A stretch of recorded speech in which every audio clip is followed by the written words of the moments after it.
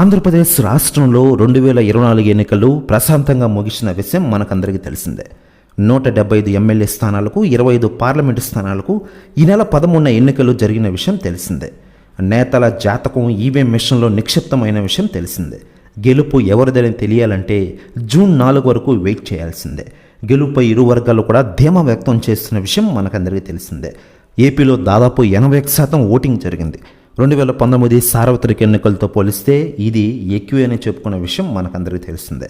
గత ఎన్నికల్లో పోటీ చేసిన 2 చోట్ల ఓడిపోయిన పవన్ కళ్యాణ్ ఈసారి పిఠాపురం నుంచి బరిలోకి దిగారు.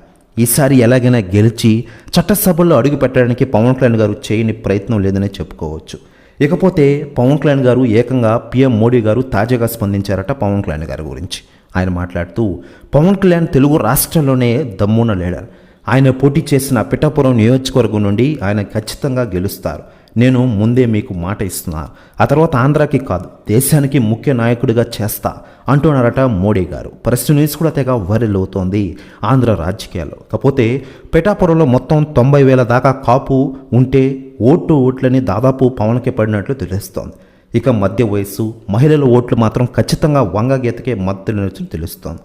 ఇలా కాపుల ఓట్లతో వయోభేదంతో పెద్ద చీలిక వస్తోంది. మిగిలిన కులాలతో ఎస్సీలు, బీసీలు, మైనారిటీలో మొత్తం అధిక శాతం ఓట్లు తమకే పడతాయని వైసీపీ లెక్కలు కడుతున్న విషయం మనకందరికీ తెలిసిందే.